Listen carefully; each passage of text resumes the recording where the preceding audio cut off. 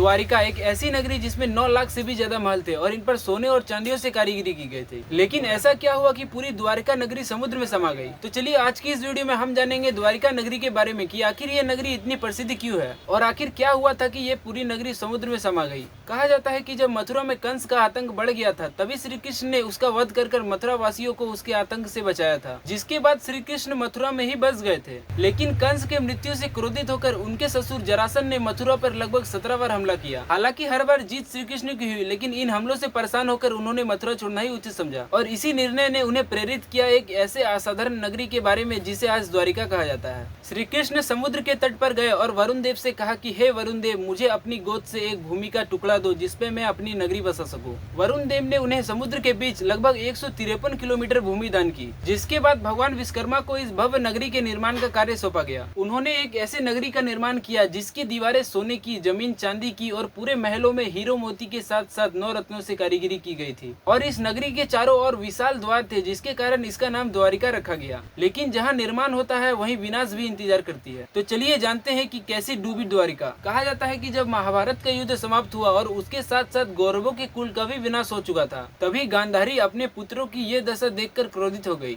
उनका मानना था कि श्री कृष्ण अगर चाहते तो ये युद्ध होता ही नहीं, लेकिन उन्होंने ऐसा नहीं किया, जिससे क्रोधित होकर गांधारी ने उन्हें श्राप दिया कि जिस प्रकार मेरे कुल का विनाश हुआ है उसी प्रकार तुम्हारे कुल का भी विनाश हो जाएगा। और उसके बाद शुरू हुआ एक ऐसा अध्याय जिसने द्वारिका का इतिहास बदल कर रख दिया। गांधारी के श्राप के कारण द्वारिका की स्थिति धीरे धीरे खराब होने लगी। उनके श्राप का असर धीरे धीरे दिखाई देने लगा था। जैसे जैसे समय बीतता गया वैसे वैसे युद्धवंशी के लोगों के अंदर अहंकार बढ़ता गया। भोग, मदिरा, अत्याचार ने भक्ति का स्थान ले लिया था। यह देखकर श्री कृष्ण समझ चुके थे कि विनाश निकट है। जिसके बाद वह जंगलों की तरफ चल पड़े और वह एक पेड़ के नीचे विश्राम करने लगे। तभी वहाँ पर एक शिकारी पहुंचा जिसने श्री कृष्ण को हिरन समझकर उनके ऊपर तीर चला दिया और जैसे ही तीर श्री कृष्ण के पैरों में लगी उन्होंने ये लोग त्याग दिया। उनकी मृत्यु के साथ पूरी द्वारिका नगरी पानी में समा गई और इस प्रकार द्वारिका का अंत हुआ। तो अगर आपको ये वीडियो पसंद आया तो चैनल को सब्सक्राइब कर कमेंट बॉक्स में जरूर बताना।